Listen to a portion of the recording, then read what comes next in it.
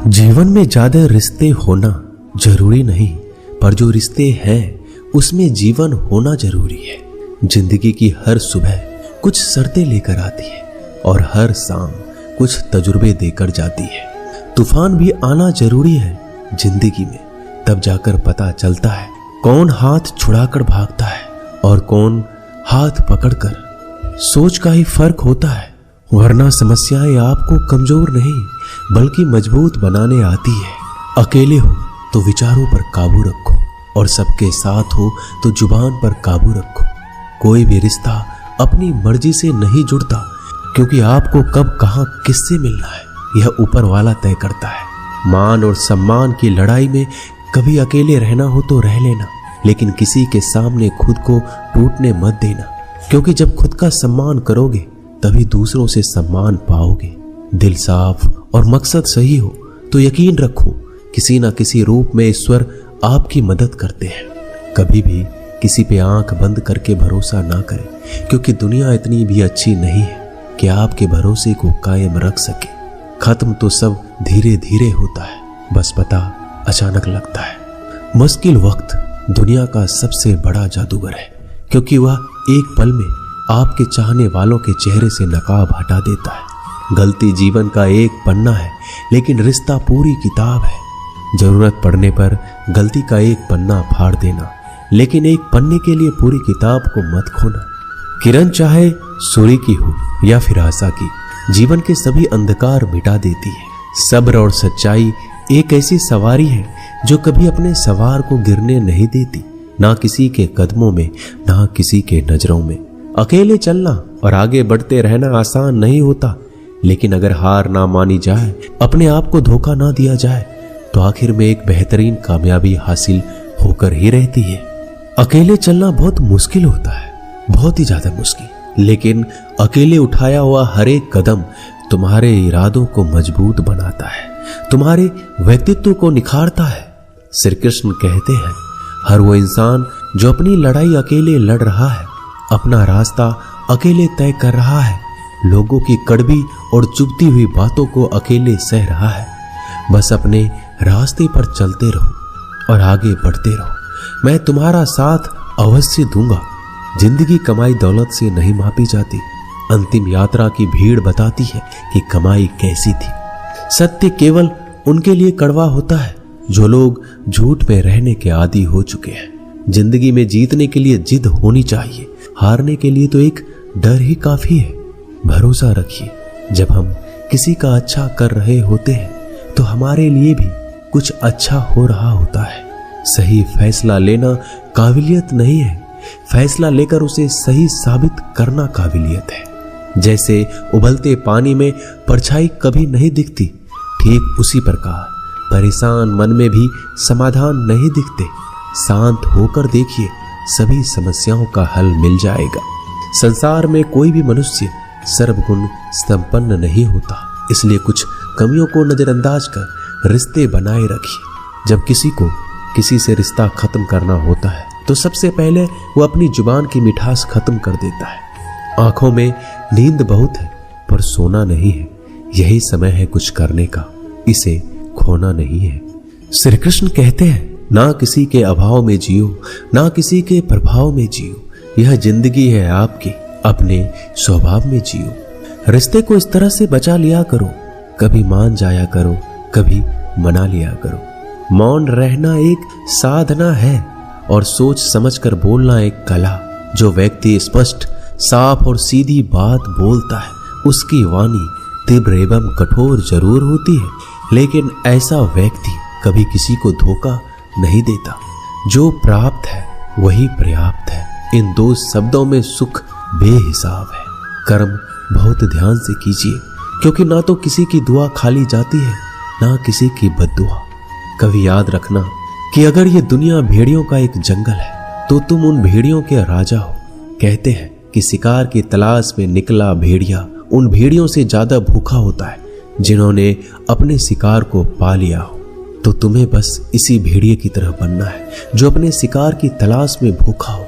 उसका दिमाग तेजी से काम कर रहा हो कि भूख कैसे मिटाया जाए, और ये भूख है कामयाबी की, दूसरों से कुछ अलग कर दिखाने की भूख, लोगों की निंदा से परेशान होकर रास्ता ना बदलना, क्योंकि सफलता शर्म से नहीं साहस से मिलती है।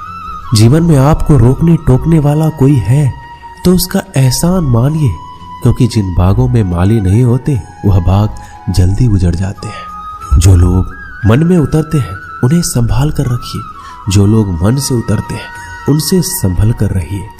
बुद्धिमान लोग कभी इतिहास नहीं रचते, वो तो सिर्फ इतिहास को पढ़ते हैं। इतिहास तो पागल लोग रचते हैं जिन पर दुनिया हंसती है। जिंदगी में इन दो लोगों से हमेशा दूर रहना, एक जो व्यस्त रहने का दिखावा करता है और दूसरा घमंडी, क्योंकि खुद को व्यस्त दिखाने वाला व्यक्ति अपनी मर्जी से बात करेगा और घमंड वाला व्यक्ति अपने मतलब से याद करेगा। किसी को धोखा देकर ये मत समझो कि आप चालाक हो, ये सोचो कि उस इंसान को आप पर विश्वास कितना है। ये इंसान की फितरत है, यदि आप उसका एक बार सहायता ना करो तो वो आपके द्वारा पहले की गई सारी सहायताओं को भूल जाता है। घमंड के अंदर सबसे बुरी बात यह होती है कि वह सामने वाले को कभी महसूस नहीं होने देता कि वह खुद ही गलत है। हमेशा याद रखना कि समस्याओं का कोई आकार नहीं होता, वो तो आपके हल करने की क्षमता के अनुसार बड़ी या छोटी हो जाती है। इंसान को इंसान धोखा नहीं देता, बल्कि वो उम्मीदें देती है जो वो दूसरों से रखता है। जिंदगी में किसी को उतना ही तकलीफ देना जितना कि तुम खुद बर्दाश्त कर सको, क्योंकि तकलीफ देने में बहुत मजा आता है, लेकिन जब खुद के ऊपर आती है तो बहुत रोना आता है। जिंदगी में कोई भी इंसान अपने आप को ऐसे नहीं बदलता। जिंदगी में कुछ ऐसे हादसे हो जाते हैं जो उस इंसान को बदलने पर मजबूर कर देते हैं। किसी के सामने गिड़गिड़ाने से ना तो इज्जत मिलती है और ना ही मोहब्बत। इसलिए अपने स्वाभिमान को हमेशा बनाए रखना। यदि आप में काबिलियत होगी तो वह खुद चलकर आपके सामने आएगा। नाराज मत होना कभी ये सोचकर कि काम मेरा और नाम किसी का हो रहा है। यहाँ सदियों से रुई और तेल जलते हैं, लेकिन लोग कहते हैं कि दीपक जल रहा है। यदि आपके सपने बड़े हैं तो फिर आपके संघर्ष कैसे छोटे हो सकते हैं। यदि कोई आपका विश्वास तोड़ता है तो आप उसका धन्यवाद करना, क्योंकि वही आपको सिखाता है कि विश्वास किसी पर बहुत ही सोच समझ कर करना चाहिए। यह इंसान बहुत ही खुदगर्ज है। जब किसी को पसंद करता है तो उसकी बुराई नहीं देखता, और जब किसी को नापसंद करता है तो उसकी अच्छाई नहीं देखता। जो दोगे वही लौट कर आएगा, फिर चाहे वह इज्जत हो या धोखा। दुआ कभी साथ नहीं छोड़ती और बद्दुआ कभी पीछा नहीं छोड़ती। डरिए मत कि हम गलती कर बैठे तो क्या होगा, क्योंकि गलतियों से ही तो सीखोगे। गलतियों से तो खुद का तजुर्बा आएगा। हारेंगे तो सीखेंगे और जीतेंगे तो सिखाएंगे। कई बार लोग कहते हैं कि मेरा तो समय ही खराब चल रहा है, मुझे समझ नहीं आता मैं क्या करूं, कैसे अपने बुरे समय को अच्छे समय में बदलूं। सच तो ये है, आपको एक चीज जो बुरे समय में जरूर करनी चाहिए और बहुत से लोग ये चीज करना छोड़ देते हैं। चलिए इसे समझते हैं इस कहानी के माध्यम से। एक बार एक बहुत ही गरीब किसान था। वह गरीब था, मेहनती था, खुश था। वह रोज सुबह उठकर भगवान से केवल 10 मिनट मंदिर में जाकर भगवान के आगे हाथ जोड़कर प्रार्थना करता था। उस किसान की पत्नी भी हर रोज किसान के साथ मंदिर जाती। प्रार्थना करके वो सारा दिन अपने खेतों में काम करता। उसका जीवन बहुत ही अच्छा चल रहा था। अपनी मेहनत की कमाई से वो कुछ ज्यादा नहीं कमा पाता था, लेकिन फिर भी जितना कमाता था उसमें से कुछ पैसे लोगों की भलाई में लगा देता था। एक बार उनके गांव में एक बीमारी फैल गई। किसान का इकलौता लड़का बहुत बीमार हो गया। किसान के गांव में इस बीमारी के इलाज के लिए कोई अच्छा डॉक्टर नहीं था। पास के शहर में उस लड़के को ले जाया गया। शहर के इस अस्पताल का इलाज बहुत ही महंगा था। उस बेचारे किसान के लिए अस्पताल की डॉक्टर की फीस, दवाइयों का खर्चा आदि दे पाना बहुत मुश्किल था। किसान दिन प्रतिदिन हिम्मत हारता जा रहा था। एक दिन अस्पताल में बैठे बैठे वो इतना हताश हो गया कि वह जोर जोर से रोने लगा और कहने लगा, पता नहीं किस चीज का बदला ले रहे हैं भगवान। कभी वो खुद को कोसता तो कभी परमात्मा को। पर किसान की बीवी को अटूट विश्वास था परमात्मा पर। परमात्मा उनको इस मुसीबत की घड़ी में मदद करने जरूर आएंगे। पर किसान को आशा की कोई किरण नजर नहीं आ रही थी। अस्पताल की कुछ ही दूरी पर एक मंदिर था।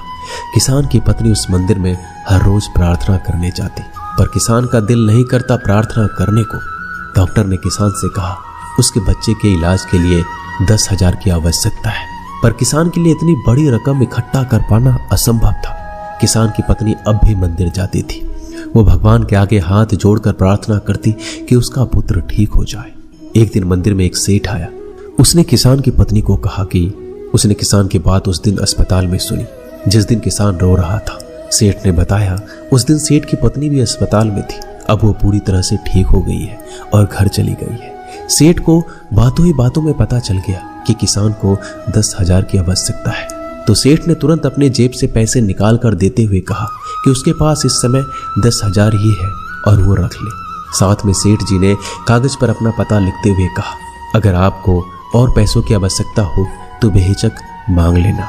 महिला ने उत्तर दिया इस कागज की कोई आवश्यकता नहीं है। वह जानती है कि ये पैसे किसने भिजवाए हैं और जिसने उसे ये पैसे दिए हैं वो परमात्मा उसका हमेशा ख्याल रखेंगे। दोस्तों कहते हैं अटूट विश्वास ये सबसे जरूरी चीज है जो हम लोग अक्सर खो देते हैं अपने बुरे वक्त में। जो उस औरत ने नहीं खोया, उसने तो सेठ का पता लिखा हुआ कागज भी नहीं पकड़ा। वह जानती है कि परमात्मा उनके साथ है, श्री कृष्ण सदैव उनके साथ है। श्री कृष्ण कहते हैं जो मेरा ध्यान करते हैं मैं उनको वो प्रदान करता हूँ जो उनके पास नहीं है, और जो उनके पास है मैं उसकी रक्षा करता हूँ। इसलिए बहुत जरूरी है कि हम बुरे वक्त में परमात्मा का साथ ना छोड़ें। दोस्तों ये वीडियो यही समाप्त होती है। मैं आशा करता हूँ कि इस वीडियो से आपने बहुत कुछ सीखा होगा। मिलते हैं अगली वीडियो में, तब तक के लिए अपना ख्याल रखिएगा। धन्यवाद।